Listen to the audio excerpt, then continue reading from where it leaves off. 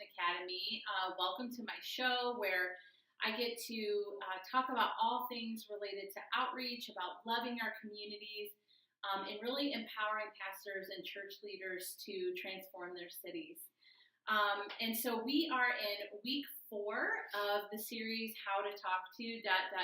And so tonight we are going to talk about how to talk to the youth. How do we connect better with a younger generation? And so I've invited my friends Jillean and Tony here to chat with us about maybe what are some new ways that we can do that a little bit better. And so I want to turn things over to you, let you introduce yourselves. Welcome. Thank you. Yeah. Happy to be here. Yeah. So I'm Tony Mills, youth pastor here at North Monroe Street Church for about the last 7 years. This is my wife, Jillean. So what brought you into youth ministry? How much time do you have is the first question. Yeah. 2 sentences. No, just Okay. kidding. No, I'm like not even working. So I'll give you like as quick about my testimony as I possibly can. Grew up kind of just as a good kid, not really in the church at all. We were those like quintessential creaser Christians. You know, my family went to church on Christmas and Easter. And then I was in 6th grade and my mom got saved, started taking all the kids to church obviously. And at that point, I was like I said, I was always like a good kid, never really doing anything wrong, but started going to church and was like, hey, yeah, church is cool. I was all right with it. Got into high school, started doing my own thing, started, doing things that I knew I shouldn't have been doing, and then kind of one day, ultimately, I'll let you know, my testimony is pretty. I'm really open with it, but I became like a big alcoholic and just had all kinds of problems with alcohol addiction and. Just hanging around like not a good group of people, and the whole time knowing like this isn't right, like I shouldn't be living this way. Like I kind of knew the truth, but I was kind of running from it. Finally, it was just like one time I just said, "Man, this is it. Like I can't do this anymore." And from that moment on, I always thought, well, I want to be able to help kids who are either going down that same path or looking at it as like an option in life. And how do we like redirect them away from that? And so through a random chance meeting, I ended up meeting the guy who was like the brand new youth pastor at the church that I had been going to since I was in 6th grade, and I was an adult at this point. I was probably 21 years old, 22. He was the youth pastor, and I was like just having to meet him, and I was like, I'm getting out of this lifestyle. Like I want to be able to like help kids out, but like still kind of need help myself. And he was like, well, come and hang out with us. And I sat under him as like kind of a leader for probably like 4 or 5 years. And then eventually just, kind of not fell into it. It was definitely like a God ordained thing. Ended up in this pastoring role. And that was probably, 15, 17, 18 years ago or something like that now. So. Does it feel like 16, 17, 18 years ago? No. Time flies. Yeah, no, absolutely not. It feels like it was, I can look back at it and think, I can remember exactly how I felt, being hungover and going to church or whatever. You know what I mean? Like I can remember I've been that. There too. So that's ultimately. Or you don't go because you feel so guilty. Right. You don't want to show up to church like that. Yeah. 100%. That was my testimony. How I kind of decided to get involved with youth ultimately was like I wanted to help kids that were going down that same path. Yeah. So. Yeah. And what about you, Julian? You're just along for the ride. Sort of. And I knew that I wanted to help with teenagers because I kind of had the opposite story as he does. During my formative teenage years here at this church, I had quite a few people pour into me, and I knew what a difference that made in my walk with Christ. And I think it really kept me from going down a path that I was sort of I was looking at as something that was appealing. I never actually went down that road, but it was an option for me. And I think that being poured into and being discipled during those formative years, those formative teenage years, which are so important, kept me on the path toward Christ, and I never strayed off of that path. So for me, it's the opposite. So he got into it to help kids not go down that path, and mine's similar, but I never actually, I know what intervention in the teenage years can mean down the road. Yeah. And so that was why I just always wanted to do the same that was done for me. Yeah. Well, when I think about even like my own life and kind of my journey with God, it was my youth pastors and my youth leaders that had the biggest influence on me. And so I guess, I mean, with that said, why do you think churches should care about the youth? Like, why should we start or keep continuing to pour into that generation? So I know that I'll probably like ruffle some feathers a little bit with this. I love it. We're radical yeah. by compassion. Good. So the standard church answer that you hear is like, well, because that's the future of your church, and that's true. That shouldn't be the focus. We shouldn't be reaching out to students because they might come to our church when they get older. We should be like reaching out to students because like those are souls that are, destined for hell if we don't get them to understand they have to have their own personal relationship with Jesus. Yeah. And it's not about like, well, when they get older, maybe they'll come to my church and then they'll be good tithers when they get good jobs, and then our church will be able to function, and then they'll bring their families and this and that. No, man, like we need to reach out to students because like those are people. Like, those are souls, and that's ultimately like what this whole thing is all about. Yeah, 100%. And like, I guess in that, so like I'm a church, I want to start interacting with youth. Maybe I don't have a youth ministry at my church. Like, how do I even go about starting to connect with the younger generation? Yeah, go ahead. So I think this is twofold. I think that if your church has no teenagers right now, I think, again, maybe a hot take on this would be that I don't think there's a functional purpose to deliberately doing anything to attract teenagers to come to your church. I think that the most effective thing that you can do is disciple the people that you have effectively.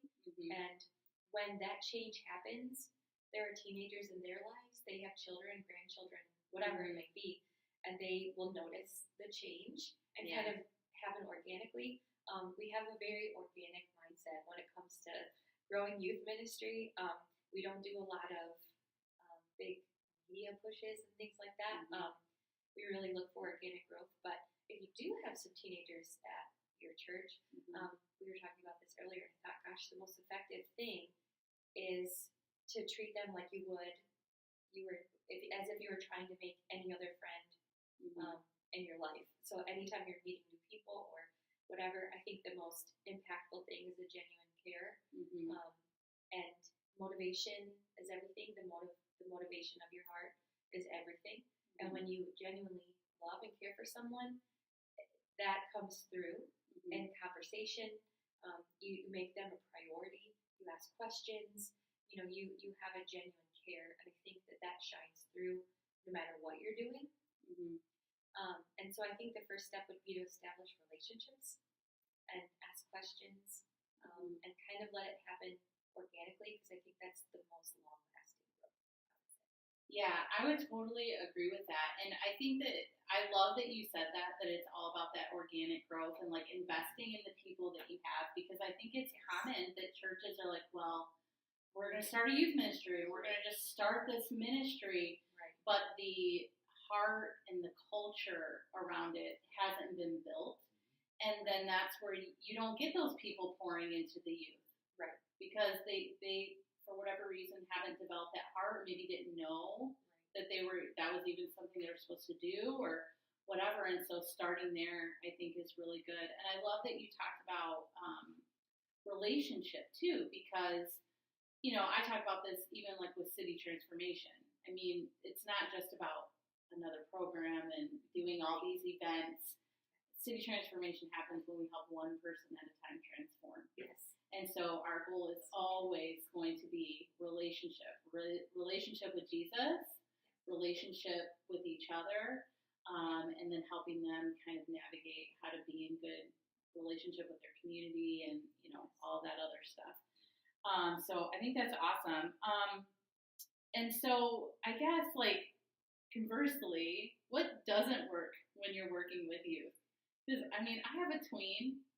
Yeah. I can do nothing right. I know that's not the good measuring stick, is your own tweenager, I call her. But I think there are some things that maybe don't work with youth. And so what are your thoughts? What lessons do you have to share? I think that trying to keep up with popular culture is a little foolish, and I think those are some of the mistakes that churches can make, is that they feel like they have to be completely relevant all the time, that they have to and relevant to popular culture. Yeah. I think if you try to keep up with everything that they know, everything they're doing, that might be cool or the popular thing at the moment, you're going to exhaust yourself. Yeah. And it seems insincere. Yeah. A little kitschy. Yeah. Kitschy, Gimmicky. insincere, and those things change. Those things are here one second and gone the next second. Yeah. And trying to keep up with that and thinking that the only impactful connection that you're going to make is if they think you're cool, or if they think you're, if you think you're keeping up with popular culture. We've found that it doesn't really matter if they think you're cool or not. It really matters if they think you care. Yeah. And if they know that you care. We have older youth leaders that are 60 years old. And it doesn't matter that this person doesn't know all the slang and all those things that are cool right now, because like I said, it changes all the time. No cat. Right? This now. She's like, oh my gosh. Oh, she rolls her eyes all the time. I'm like, Amy, do you like my drip? She's like, oh my gosh, stop. Right. And that's how they would look at these kids would look at us if we tried to keep up with all that stuff, because like I said, it changes all the time. But we just focus on being ourselves, and we just present our authentic, genuine selves, which are just older people who really genuinely love them, and might not always say the right thing, or might not always say the cool thing, or we're the coolest thing, but we really just genuinely love and care for them. I know I just offended him. Offended. Wait, why are you offended? In my standard youth pastor outfit, Hoodie and oh, y'all can't see, but I got my Crocs on and everything too. Crocs. It's not like a vest with a fedora hat. No. So I think it's futile trying to keep up with just whatever happens to be the cool thing at the moment. I think that's a mistake that a lot of youth leadership teams make. And we've made that mistake in the past. We have. Starting out, I've been a youth pastor of a ministry where we had 100 kids on a weekly service, but it was all emotional entertainment, this and that, and to be truthful with you, I woke up in the middle of the night, at one point, and with this thought of I can count on maybe both hands. I've probably ministered to 250 students over my youth pastor career, and I think I can count on two hands the ones I can say is a solid Christian adults now, and that's a sobering thought, a scary, right? It kept me awake, literally kept me up nights in a row, of where did I go wrong? What did I miss? Because I as a shepherd feel spiritually responsible for that group, and it was it took me a minute to realize the Lord had to ask me okay, well, what would you have done differently? And I'm well, gospel wise nothing, but now we have 15 to 20 students, and it's so much more pared down, and we don't turn all the lights off, and we don't have 8 TV screens. And I'm not saying that it's a worship. We at the beginning of when we started here, even we thought that that's what we were supposed to be doing, and we did all this, things that you would think that kids would like, and then we make that mistake where you're like, oh, this is going to be impactful because this is relevant for them right now, and we just after about a year of trying to make this work and seeing that it wasn't connecting with these kids that we had. That we just decided to go in a different direction. So we're going to make this simple. We're going to pare it down. We're going to have family dinner every week. Like we're going to have a meal with these kids, and we're going to just give them the gospel in an imperfect package, in a gym, sitting in like folding chairs. And it seemed so simple, but we've seen so much growth, actual growth in the lives of the students. We don't have kids that are youth group, but the ones that we do have, we can see the change in them, and they've really stuck around. We still connect with a lot of our students that have graduated, and we hear how they've been impacted, and it wasn't anything flashy, and so I think we've learned, and every demographic is different, so I think what I would say to other people who are getting into youth ministry, know your students, and here we found that a simplified family type setting was what was impactful for them. Yeah. But that doesn't necessarily work everywhere. And so I think there's a lot of ways to approach it, but it's not a one size fits all. And you have to figure out what the culture of your children are.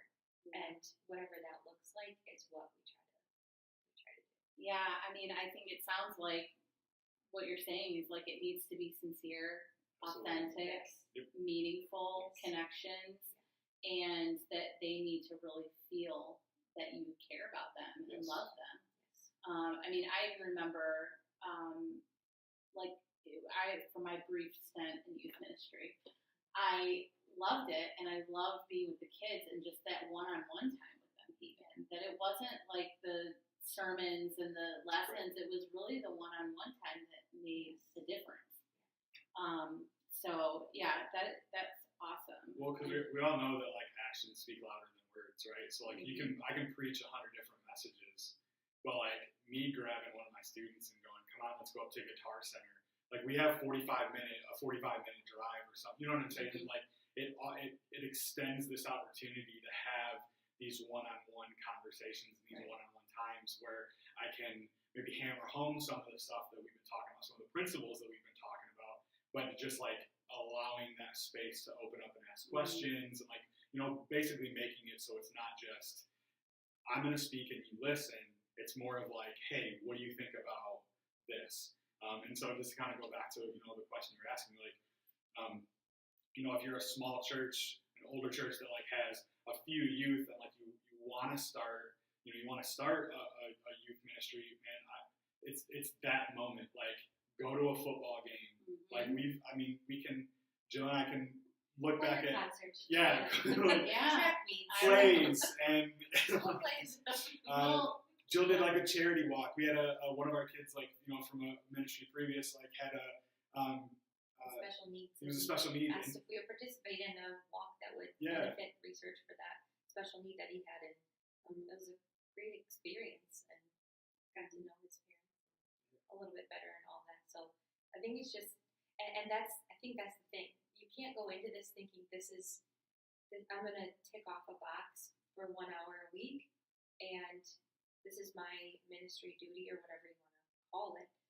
But it really isn't. It's a whole life. Yeah. And I think that was something that has evolved in our lives. Absolutely. It's evolved to be something that we think about all the time. And it colors our prayer life, and it colors our schedule and what we find important and how we spend our time. And we have a good balance between spending time with kids and also just living regular life. And I think if you don't have fruit, you have no business being in any ministry at all. ever. And so I think if someone is looking to get into youth ministry, or at your church you see there's a gap there, it's important that you've grown fruit in your life as evidence that the Holy Spirit is working in your heart. And so without that, there's no genuine connection with anyone. And I think that's a big thing too. I don't want to rush into ministry because there might be a gap there. I think it's important that the right people are there with the right heart, and people who have grown fruit and have been proven reliable by the Holy Spirit. Yeah, that's a really good point, because I think that's kind of a pitfall, and I've fallen into this too, where it's like, oh, I'm just going to go do something. And to really take your time with it and like let the Lord actually lead it. Even though it seems like that's what we should do, we're all still learning how to do that. How to let Him be the leader and not say, okay, I'm going to do this, God, now you bless it. And now you tell me kind of what to do now that I've already done something. Right. Which is a lifelong process. Yes, it is. I'm always kind of teetering between the two, but I think that as, you know, we talk about in my Move by Compassion community, and we're talking about, like, we're not just creating all these different programs. Like, we have to ask God, like, what is His dream for our church? Yeah. What is the purpose of our church? And we also have to be willing to set things aside, because maybe the knitting circle that we've done for 50 years, now it's time to start inviting the youth to that. Maybe we change the time so that they can have that one-on-one time with, Absolutely. you know, I mean, and I think that we all have to just kind of be open to change, open to shifting, open to, you know, moving things around a little bit. So that is awesome. And so, you know, you were talking about going to like their games and their events and things like that, but I wanted to ask you guys specifically, like, what do youth need? Yeah, I mean, we kind of touched on it a little bit, but like, you simply have to be present in their lives. Like, that's the most important thing, is just to be there for them. Like Jill was saying earlier, don't be fake. Like, you don't have to, like, don't try to be something that you're not. Like, don't try to be someone that you're not. Just be there. Be consistent. Yeah. One of the most important. That's kind of our. I mean, that's one of our foundational, like, ministry things that we like hammer home even with our leaders, is like, you have to be here. You have to be as consistent as possible. We understand, like, people are, you go on vacation or people get sick, and that stuff happens. But like, every single other thing is changing constantly in these kids' lives. Like, sometimes they go to school and they're changing classes every couple hours even, right? Like, you're friends with somebody one day and all of a sudden the next day they hate you and you don't know why. It's just, it's always up in the air. And so we have to do as much as we possibly can as leaders, as adults, to be as consistent as we possibly can. But yeah, just being with them, being in their lives, like, and again, like Jill was saying earlier, just to be genuinely concerned about them, have a genuine conversation, and not just this flippant, you know, I want to talk to you because it's Wednesday night or Sunday night and I'm supposed to, but I genuinely care about you, and I want to know how you week went. I want to know, like, you know, what we can do to help and pray and all those kind of things. Yeah, and I'm also, I mean, I'm learning, just like with my Bruce and youth ministry, but also like with my own kids, that as adults, we can't just assume or try to like put them in their place, or like, well, you should be doing this or you should be doing that, but to actually engage them in a conversation and try to understand them and give them that respect. Yes. And I think that goes a long way too, that like, yes, I genuinely care, but I also genuinely want to understand your perspective and like what you're going through. Because I think we just learn so much more when we ask questions instead of just tell people stuff. Yes. I remember I was watching a documentary, I can't remember what it's called, but it was talking about these schools, these inner city schools, and they were really rough. inner city. I mean, the kids were failing all of their classes. They weren't showing up. They had a really big truancy problem. Well, they got a new principal there, and he realized the reason why kids weren't coming to school, one of the reasons, was that they were embarrassed because they didn't have clean clothes to wear. And so he put washer and dryers at the school. But he wouldn't have ever figured that out if he wouldn't have talked to him. Right. Like, if he would have just said, oh, you need to be in school and you're going to get failed, and I'm going to give you detention, I'm going to do all this stuff. Right. He really sought to understand what was going on, and then he was able to give them something that they needed. You know, super simple. Like really focusing on like fixing a problem instead of just punishing Yeah. something. Yeah. Just kind of like the Holy Spirit. Yes. Described it pretty well. I mean, like when we're talking specifically about youth, I mean, I know, like I said, I have such a heart. I mean, I've been doing this for so long, but like this is just what the Lord has like called us to do. Like, it's so easy to forget. I mean, they're just smaller humans. Mm-hmm. Like, you just treat them like you would anybody else, right? Like, I mean, and the big thing is for churches, like, please don't treat your youth ministry as like a secondhand ministry, or your youth as like secondhand citizens. Mm-hmm. Like, they are just as important as every other ministry and every other, you know, person. Because again, we're talking about souls here. Yeah. Like, it's easy to dismiss and think, well, they're just, you know, yes, they're You're way just playing more laser tag. Yeah, right. Not really doing anything of substance. It's like, I understand they're way more emotional, but they're still just small humans. That's all. Yeah. That's all we're really talking about. I think part of it is a good balance between like laser tag and youth ministry is so funny because, like I was talking about before, they're such formative years, and it's so important to teach them the word and present the gospel to them. But it's also like a mix of bowling and laser tag too, and it's so funny because it's a psychological thing too. Like, that's how kids connect. That's how, you know, both ways. Like, they create bonds and things like games and things like that. But also after that, they're pretty bonded to you, and their hearts and minds are open to receive what you have to say after things like that. So it's just a very unique space. And I think consistency, not only in us showing up every week and consistently asking them about themselves, but also making sure that our own walk with Christ is consistent. That every week they can count on us to be showing the fruit of the Spirit, to be modeling that, not just when we're there, but in our everyday lives, which is why it's important that they see us outside of this place, whether that's at their games or, you know, we take them to run errands with us sometimes or whatever, and they see that we're kind and we're patient and we're loving to people. And I think that consistency helps them to realize this is attainable for you. It's completely possible with the Holy Spirit for you to live a life like this. Yeah. And I think that's important to model for students, for anyone really. But I think at their age, a lot of times what we hear, like, they often get overwhelmed by the prospect of doing this. I have to be like this my whole life. Yeah. And I think showing that a life lived committed to Christ can be full of joy and fulfillment and contentment, and not a drag, and not, you know, and not to say that there's not suffering in our life, because there certainly is. They know of our struggles too. They know when we go through medical things and all that. They pray for us.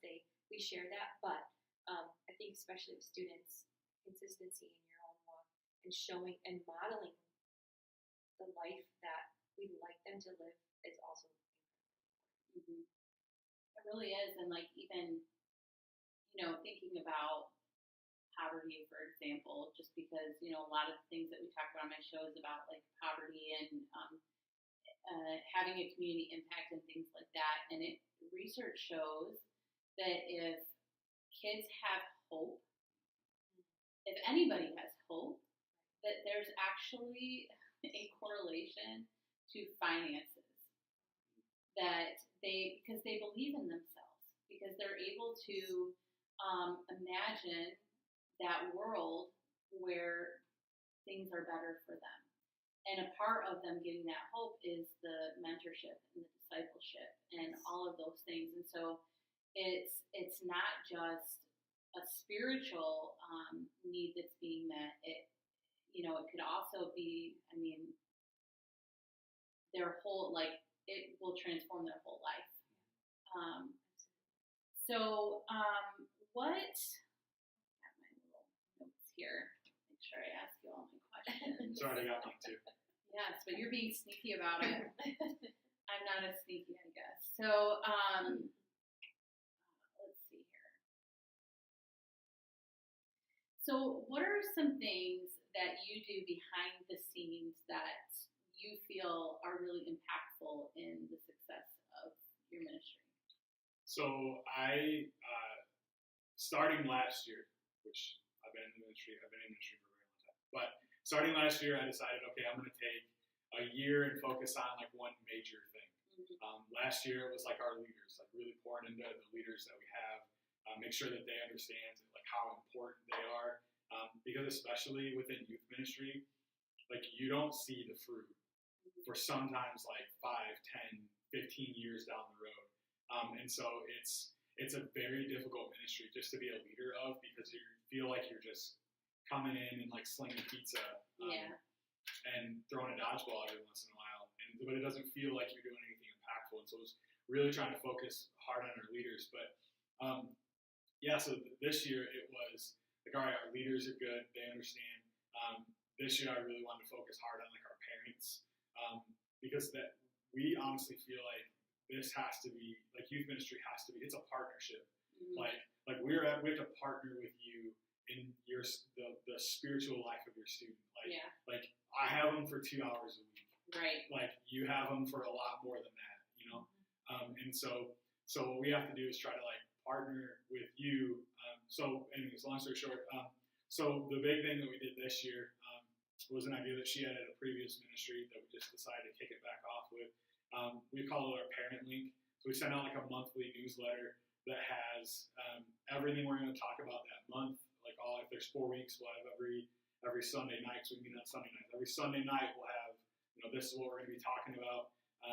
A brief synopsis for a parent to be able to look at it, read it, kind of get an idea, and a question that you can like ask your kid when you pick them up, or sometime throughout the week. Because again, we want to just create space for conversations, right? So it's not like, all right, parents, make sure you like ask your one question this week and you get your gold star. But no, it's like here's a time that you're going to have 10, 15, 20 minutes, a ride home or something where you can discuss, some of the spiritual things that they just learned about that night. And then it's also got like, events we got coming up and nights off and stuff like that. Just things that are going to be important for parents. And I hope like I get a lot of thumbs ups when I send the message out, but I just hope that it's doing good for the parents. And so that's been one big thing for me. I know you want to talk about what you've been doing. Yeah, so I think prayer is the number one thing. Just so spiritual. No, I think being intentional about praying for our students, not only for the students, but for their parents. I set aside time every Monday to pray specifically for our students here and in Monroe, and also their parents. And I think our heart is to connect children with their parents, and that bond in teenage years seems so fragile at times. And you described just a little bit tonight, but it seems fragile, but it's actually a lot stronger than what parents realize. I think we've read statistics that that even throughout the time that doesn't matter what age they are, that if they're still at home, their parents are still the number one influence in their lives, even though it might not seem that way. So our hearts are to connect parents with their teenagers, and we pray with that in mind. We have, like you said, publications that we send out with that in mind, and that's our heart behind what we're doing. But I do think that consistent prayer. We can have a million strategies and um, we can have a million physical things that we think are important, but if we don't pray, it's for nothing. And I truly believe that. I truly believe that if we're not praying for our students and for the parents, that we're only going to get just a tiny amount done. And it might even seem that way on the physical side, but on the spiritual side, we can accomplish so much. We're really supposed to be accomplishing things, but there's so many kids and parents that we can impact and touch without them ever having to come into the doors of our church. And it also aligns our hearts to what's important too, I think. And I have a list of every student that we've ever had to come through our ministry here, and I keep them in a notebook, and I write a specific prayer every week, and I call their names out. I pray for their parents, and it helps align my heart to what's important and what's the most important thing. And there's times that we can get bogged down in the strategy of it, or in the details of how we're going to do something. But if we're not aligned with the heart of God in prayer for these students, it's really all for nothing. I really believe that. So I think the most impactful thing we can ever do as a ministry is pray. She like posts that to like our church Facebook page kind of thing, and so like the marketer inside of me like loves every minute of that, because then it gets people within our church to again remember that we have a youth ministry, that we have students, and like it just forces people, you know, to like, it puts it in the forefront of their minds, right? Yeah. That we have students that are going through things and you know, she'll post something, it'll be like, here's, pray this with me that, you know, today over our students. And it'll be, and it's an agreement. You know, I look in scripture and I just let the Lord lead like what I should pray that week, and I write it out and I put it out there. And what that essentially does is, however many people see it, it aligns us and keeps us, you know, consistent, and we're all in agreement for this one thing for this group of kids. And I think it's just impactful, and it's a simple thing. It doesn't take long to do, but I think it's the most impactful thing we can do. Well, I love your heart. And I thank you for pouring into my own child. Yeah. Thank you for that. And I just appreciate you guys. I appreciate the wisdom and the time that you spent to just share that with my audience. Well, I have one last question that I didn't tell you I was going to ask, but I thought of it actually while you were talking. So those parents that ask the questions from the newsletter, or what did you learn tonight? Yeah. And the student says, I don't know, Milton, what advice do you have? so specifically within our newsletter, like it is a great question. And I'm going to do that interview thing where I stall a little bit while I think about an answer. Okay. So specifically, we'll like, be back after commercial. Specifically like with our newsletter thing, that's why I put in there like a brief synopsis to kind of give a parent a chance to like, well, I think you heard about this, like, and to kind of bring some of that, you know what I mean, just to kind of reiterate maybe some of that stuff, or start asking easy questions, because I get that as a youth pastor all the time too. Like, a kid comes in, I'm like, yo, what'd you do this week? Like, I don't know. All right. What was the best thing you ate this week? Like, I don't know. All right, what'd you eat for dinner yesterday? Oh, we had meatloaf. Oh, was it good meatloaf? Yeah, it was pretty good. But one time, and then it just like goes into this like rabbit trail of another story. Keep digging. Just keep digging. Yeah. Keep clarifying the question. Yeah, absolutely. Keep being consistent. I think that's the thing. And one day, and that's the thing. I think it's a lot like youth ministry. One day, one kid is going to come to you and say, oh, I remember that you said this, and it really impacted my life.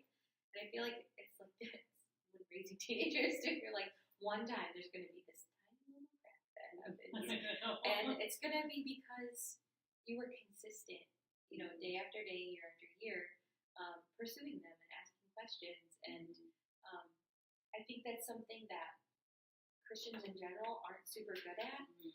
It's being consistent day after day, even when not seeing any results. Yeah. And I think that that's perseverance and consistency is something that we don't always do very well. And I think it's keeping the faith when you're not seeing the results you want to see, and just doing it because you know that at some point it's impacting. And I'm being faithful, that you're being faithful as a parent to start these discussions, and that you're doing everything that you can to bring it to the forefront of their mind.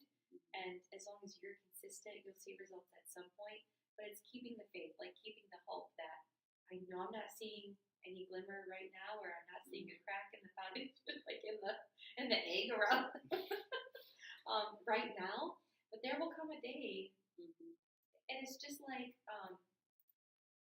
salvation. I always liken it to this, but I mean, especially those of us who were in church for a long time, we've probably heard the salvation message a million times, but it took one time for it to penetrate your heart, and for the Holy Spirit to draw you into that revelation of Christ.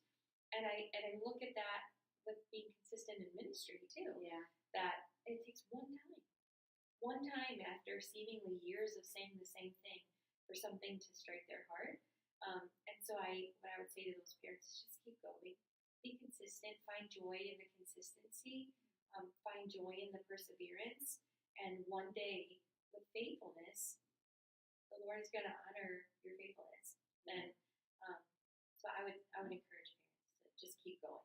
That was our devotion yesterday. Being faithful, even when you don't see that things are happening. But that's a good reminder. That's why fruit of the Spirit is more accurately defined as long suffering. Yes, long suffering. Yes. Like one of our youth leaders is my mom. Like shout out Sharon Paul. She, which by the way, I make her call me Pastor Tony during those 2 hours on Sunday night. Like you can call me Tony, like anything. You still call her mom though sometimes. I do call her. So you gotta say Sharon instead of Peter Sharon, Miss Sharon. I will call her Sharon. But like she, for the longest time, thought, well, I can't get into youth ministry. I'm a 60-year-old woman. Like these kids are like, I'm not going to be able to relate to them. And I was like, nah, you raised them. First of all, shut up. Just come on, you. And so she one time was like, all right, I'll do it. Like you guys need help because the time was just Jill and myself. She has such a heart for them. She did. She loves them so much. My mom just like loves kids, but anyways, so she was like, all right, fine, I'll do it. And I was like, and I had warned her. I was like, listen, this is like just keep being there, just keep greeting, keep saying hello, just keep at it. And she was like, oh, they're not related. I'm like, just keep going. And like now it's to the point that like I'll get students that'll be like mad if she's not there and I'm there. Like they'd much rather my mommy there than me. Or like she'll have conversations with girls like crying in the bathroom that like I don't even know about until she tells me later, like, oh, so and so had a problem with like this, and I told her this, and blah blah, and I just encouraged her in this way. And it's like that's what it's all about. Just consistently, just keep plugging away, and just keep like in the beginning you'll get stonewalled, like because these kids are figuring you out. Like they do. They kind of watch to see if you're really gonna do what you say you are gonna do. 100%.